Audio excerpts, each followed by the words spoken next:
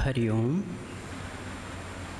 My humble prostrations to Pujya Swamiji Takamananji and Pujya Swami Purna Pratnyanji, and my reverential pranams to the dignitaries on the stage, Sri M. Ananta Krishna and Dr. Shantaram Shetty ji. As we are all aware, this year is a special year for Chinmaya mission.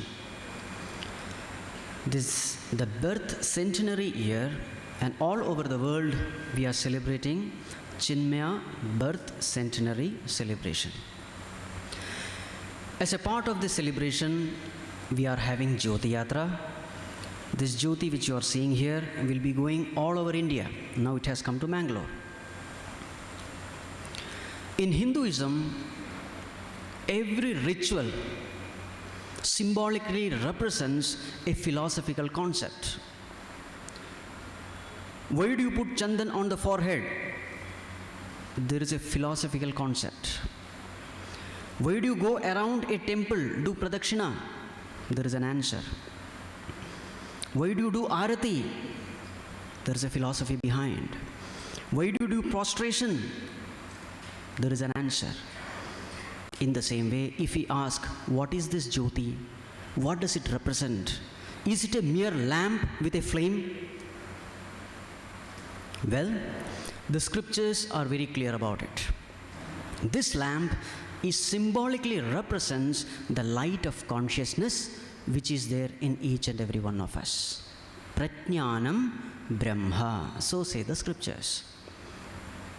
The scriptures say, oh man, be aware of the consciousness in you. Don't disregard this consciousness. This consciousness because of which you are conscious of the world. This awareness because of which you are conscious of yourself.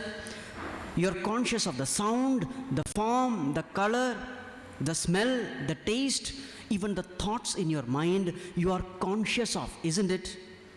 That light of consciousness is divine. It is none other than God Himself. Yena rupam rasam gandham shabdan sparshanscha maithunan etenaiva vijanati kimatra parishishyate. Whatever you are experiencing in the light of consciousness. What else remains other than this consciousness? Pratibodha viditam matam amritattvam hi vindate. A person who focuses his attention upon this light of consciousness, even when the thoughts are arising at the seat of meditation, if he can fix his attention upon the consciousness, the scriptures say he attains immortality, because this consciousness is Sat Chit Ananda Amrita Swarupa. It is immortal, it is infinite, it is bliss absolute, it is the very support of the world. So, oh man, don't disregard, don't disrespect, don't ignore this consciousness in you. It is unlike the body which is decaying and dying, fleshy and filthy. No. Pay attention to this consciousness in you, the touch of divinity in you. So say the scriptures. While doing arati, what do we chant in all the temples? While the arati is performed, the mantra chanted is Na tatra suryo bhati na chandratarakam nema vidyuto bhati kutoyam agnihi tameva bhantam anubhati sarvam tasya bhasa sarvamidam vibhati. So while performing the arati, the priest, the pujari is expressing his foolishness. He's saying, oh Lord, what a fool am I. I am trying to see you with this little fire of mine. Whereas you are the one who cannot be known by the light of the sun or the moon or the lightning or the stars. Whatever sources of light is there in the world, you cannot be seen because you are the very light of consciousness. In fact, it is in the light of consciousness that all the other sources of light are experienced. So, oh Lord, forgive my foolishness. This is the prayer. So when we see the Jyoti here, remember, it is the Jyoti, it is the light of consciousness shining every moment in each and every one of us. which cannot be put off because it is immortal. What does the scripture say? The scriptures say, Uttishtata Jagrata, O Amritasya Putraha, O children of immortality, wake up, arise and awake to your divine nature. You are not the one who is going to come and go. You are the infinite, immortal Bhagwan himself.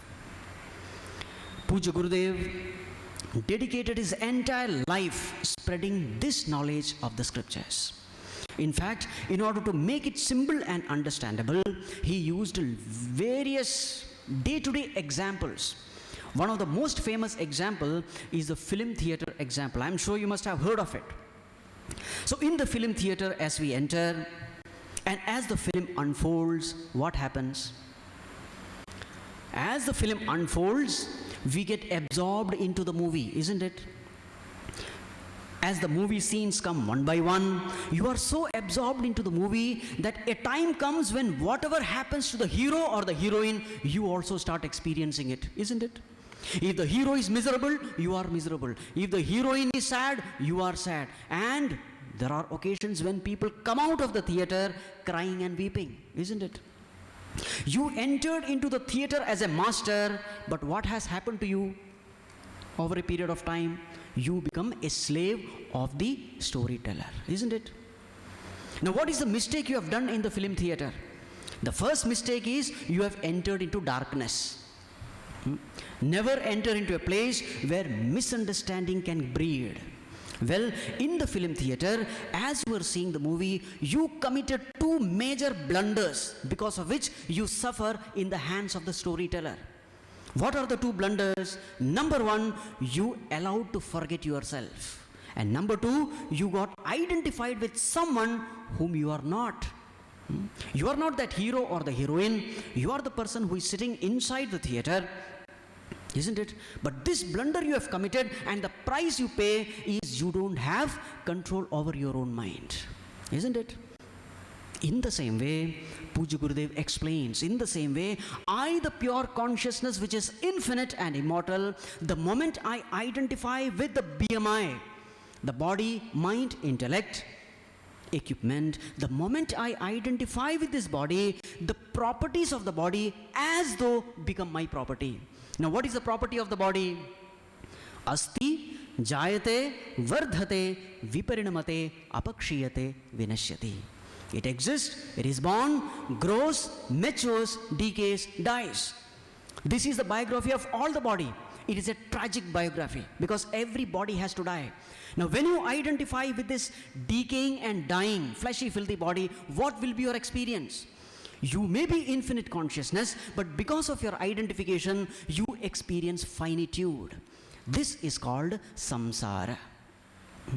Experiencing of finitude is only because of a wrong understanding, a misunderstanding. So the scriptures say, my dear child, remove this misunderstanding. That's all what you have to do.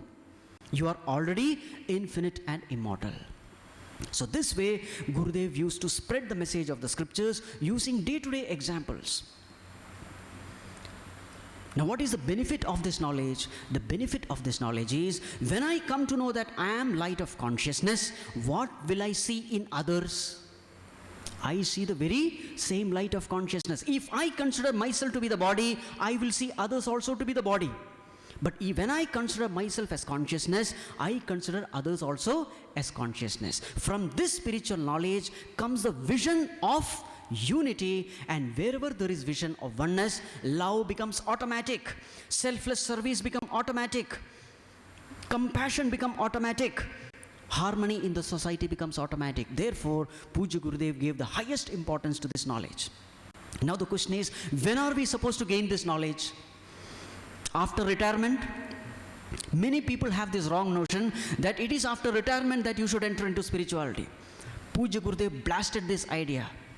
At a very young age itself, this knowledge of divinity should be pumped in the child, in the children, in the youngsters. So therefore, he started Bali Vihar, where pure-hearted children, they are exposed to this knowledge. Small children, they don't question. Whatever you give them, they will accept, whether it is good or bad. So Gurudev said, let them be exposed to this divine knowledge of our Hindu tradition. And as he grows up, when he becomes a youngster, he will not accept what you say, he will start questioning. So therefore, Gurudev introduced Yuva Kendra classes where logical, convincing answers are given to each and every question of his in this field of spirituality. Many people complain that youngsters are not interested in spirituality. It is absolutely wrong. It is not that youngsters are not interested in spirituality, it is that we are unable to give them proper convincing answers in the field of spirituality. Pujya Gurudev started this Yuva Kendra mainly for this purpose. Gurudev had a vision. His idea was, nation can be transformed only when the individuals are transformed. So therefore, we have to work at the grassroots levels. When the individuals are transformed, automatically the nation will reach the highest status. Gurudev had lots of opposition in the beginning. It is said that someone complained to Jagadguru, Adi Shankaracharya ji, Sringeri Jagadguru, someone complained that some Swami, who is a non-Brahmin, he is speaking on Vedas and Upanishads to the public, and that too in English language. A non-Brahmin giving knowledge to another non-Brahmin, not in Sanskrit but in English. This was the complaint. And you know what Jagadguru said? He said, when Sakshat Saraswati is dancing on his tongue, who can do anything? That was the answer given. Pujya Gurudev not only preached Vedanta, he lived and showed it to the public.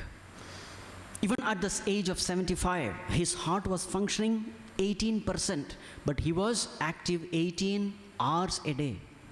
His day would start 3:34 a.m. and would end by 11 p.m. And the whole day would be busy.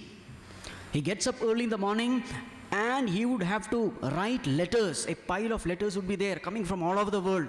He would personally sit and answer to each and every letter. Then meditation classes.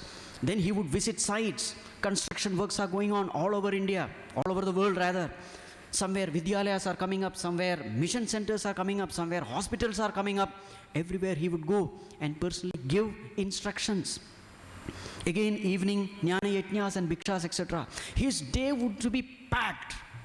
Remember, at the age of 75, with 18% of the heart functioning, he was so active.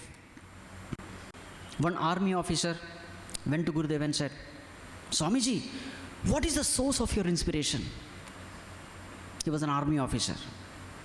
Gurudev looked at him and said, while you take rum, I take Ram. That is the difference. Even when he was turning out tremendous amount of work, he never said, I did it. He always had this feeling that I am just fulfilling the will of Lord. I am only an instrument. Some reporter came and asked Pujya Gurudev, Swamiji, mission has gone worldwide. Now once you go away, what will happen to Chinmaya mission? Pujya Gurudev said, even when I am alive, I don't bother about it. What to talk of after death? Chinmaya mission has come out of his will and it will remain if his will continues. That was his attitude. Total surrender. Some reporter came and asked Swamiji, Swamiji, are you the head of Chinmaya mission? He said, no, I am the tail. He was very clear. One of the quotes says, O Lord, what I have is your gift to me. What I do with what I have is my gift to you.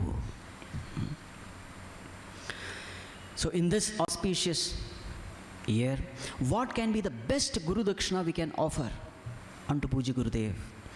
The best Guru Dakshina we can offer is not a fat sum or a check. The best Guru Dakshina is, let us transform ourselves and let this transformation inspire others to transform them. If this we can do by studying the teachings of the scriptures, definitely that will be the greatest Guru Dakshina we can offer unto Pujya Gurudev. In this regard, I invoke the grace of the Lord and blessings of Pujya Gurudev. Hari Om. Thank you.